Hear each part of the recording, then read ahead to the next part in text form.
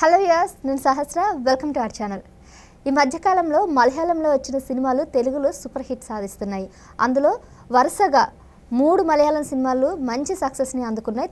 మలయాళంలో ఆల్రెడీ మంచి పేరు సంపాదించుకోవడం వల్ల తెలుగులో కూడా రిలీజ్ చేస్తున్నారు రీమేక్ చేసి.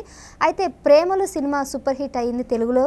ఇక 2 భ్రమయుగం ఆ సినిమా కూడా మంచి పేరు సంపాదించుకుంది. ఇప్పుడు నెక్స్ట్ 3వ సినిమా కూడా మంజుమన్ బాయ్స్ అనే సినిమా కూడా ఇవాళ రిలీజ్ అవ్వబోతుంది. మరి ఈ సినిమా ఏ విధంగా ఉంది అంటే నిన్న ఆల్రెడీ ప్రీమియర్ షోస్ అయితే రిలీజ్ చేశారు.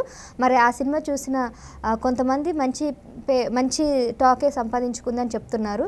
మరి ఈ సినిమా ఈరోజు రిలీజ్ అవుతుంది కాబట్టి ఏ విధంగా ఉంది ఏంటి అనే అంశాల మీద ఇవాళ మనతో పాటు ఉన్నారు ప్రముఖ ఫిలిం క్రిటిక్స్ హేమసుందర్ గారు. వారిని అడిగి తెలుసుకుందాం. నమస్తే సార్. నమస్తే అమ్మా. సార్, ఈ మధ్యన చాలామంది మన తెలుగు వాళ్ళనే కాకుండా బయట రాష్ట్రం వాళ్ళని కూడా ఎంకరేజ్ చేయడం చూస్తూ ఉన్నాము. సో మలయాళం సినిమాలు వరుసగా కూడా సూపర్ హిట్ అవుతున్నాయి. ప్రేమల సినిమా బాగా మంచి పేరు సంపాదించుకుంది. ఇప్పుడు మంజుమన్ బాయ్స్ కూడా అదే తరహాలో వెళ్తుంది అని నేను వింటున్నాను.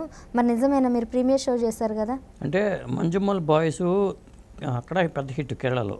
ఎందుకంటే అక్కడ నేటివిటీ తగ్గట్టుగా ఉంటుంది. ఆ పాత్రలు కానీ అవన్నీ అక్కడ నేటివిటీ తగ్గట్టుగా ఉంటుంది.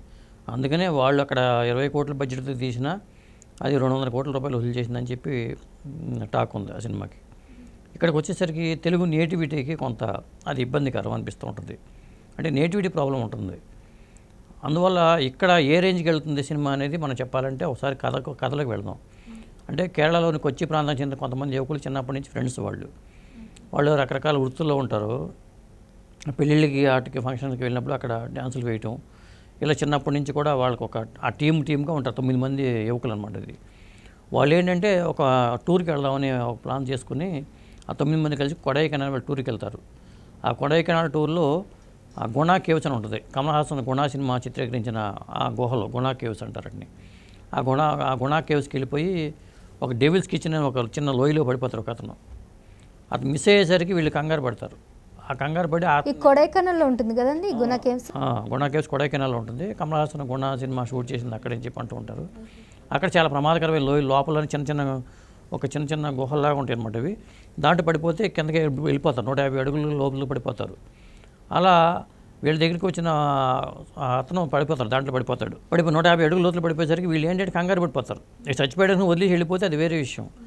తన చిన్నప్పటి నుంచి ఫ్రెండు అతను ఎలాగైనా రక్షించుకోవాలని 8 మంది ఎలా తాపత్రయపడ్డారో అతను రక్షించుకోవడానికి వీళ్ళు చేసిన ప్రయత్నాలు ఫలించాయా లేదా అనేదే ఓవరాల్గా ఈ కథాంశం.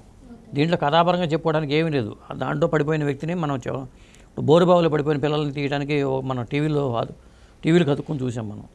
ఆ తరహాలోనే ఇది కూడా ఉంటుంది. ఈ కథాంశం కూడా ఉంటుంది. లోయలో పడిపోయిన 150 అడుగుల లోతులో పడిపోయిన అతన్ని వచ్చారా లేదా, అతని ప్రాణాలతో బయటపడ్డా లేదా అనేది ఈ సినిమాలో కథాంశం. అదే ఉత్కంఠభరితంగా ఉండే సన్నివేశం అది. ఓకే, ఇప్పుడు ఈ సినిమాలో మొత్తం 8 మంది కూడా మొత్తం మలయాళ స్టార్సేనా?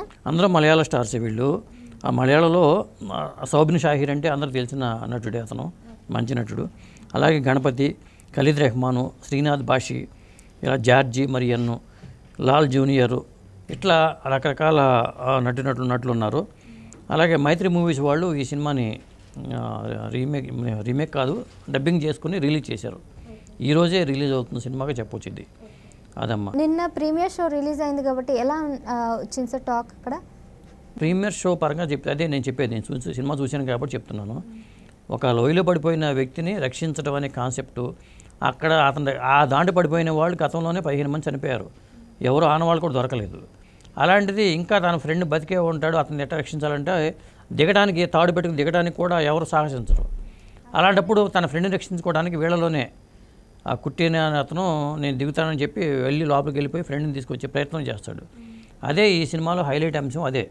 కాకపోతే మనకు సినిమా ఏంటంటే కాసేపు ఒక దాదాపు గంట పాటు మనకి బోరింగ్గానే ఉంటుంది. ఎందుకంటే స్టార్టింగ్లో ఆ పెళ్ళికి వెళ్తాం, డ్యాన్సులు చేయటం, అక్కడ సన్నివేశాలన్నీ కూడా మనకు బోరింగ్గా అనిపిస్తూ ఉంటాయి. వీళ్ళు ఎక్కడికి టూర్కి వెళ్తారో అక్కడ పడిపోయినప్పటి నుంచి కూడా కొంత ఇంట్రెస్ట్ క్రియేట్ అవుద్ది. ఆ లోయలో పడిపోయినప్పుడు ఆ సుభాష్ అని అతను పడిపోయినప్పుడు మాత్రమే మనకు ఇంట్రెస్ట్ క్రియేట్ అవుతుంది. అతను తీసుకురావడానికి ఎలాంటి ప్రయత్నాలు చేశారో, ఏం జరిగింది, బయటకు వచ్చాడా లేదా అనేది కదా. ఇక్కడ దీంట్లో హీరోయిన్లు ఎవరు పాటలు ఉండవు, ఏముండవు. అసలు రొమాంటిక్ సీన్స్ కానీ ఇది ఏంటంటే ఒరిజినల్గా జరిగిన కథే. ఈ మంజుమల్ బాయ్స్ అనేది ఒరిజినల్గా తన ఫ్రెండ్ ఇట్లా చనిపోతే వాళ్ళు రక్షించుకుంటారు, ఆ ఫ్రెండ్సే రక్షించుకుంటారు. ఒరిజినల్గా నిజ జీవితంలో నిజ జీవితంలో కేరళలో జరిగిన కథ ఇది. అట్లా వెళ్ళి అదే ప్రదేశంలో అదే అంశాన్ని తీసుకుని దీన్ని సినిమాగా చేస్తే బాగుంటుందని ఆలోచన వచ్చిన వాళ్ళకి అదే సినిమాగా చేశారు. నేను అనుకోవటం ఏంటంటే ఈ గుహ ఇవన్నీ ఆర్టిఫిషియల్గా క్రియేట్ చేశారు అనిపిస్తుంది. కొన్ని లొకేషన్స్ బాగుంటాయి మనకి, ఎందుకంటే కొడైకెనాల్ లొకేషన్స్ అన్నీ చూపించారు. ఆ జీపులో అక్కడికి వెళ్ళటం కానీ ఆ లొకేషన్స్ కానీ చూపించారు.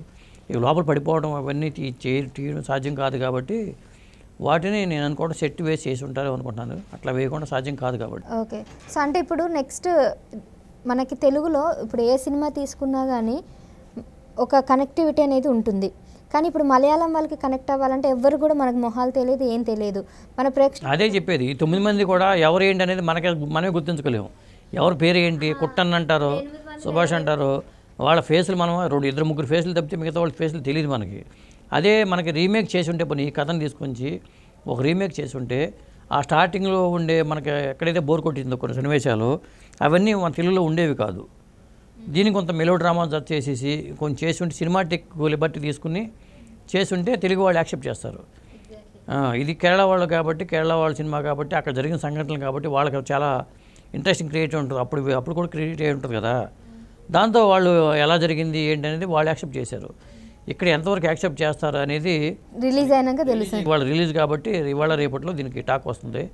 మనకేంటంటే ఒక సినిమా 2 గంటల పాటు 2 గంటల 30 నిమిషాల పాటు ఉందనుకుంటే దాంట్లో 1 గంట సినిమా మనకి అనవసరం అనిపిస్తుంది. ఎక్కడైతే అతను రక్షించారా లేదా అనే పాయింట్ దగ్గరే మనకు ఉత్కంఠ కలుగుతుంది.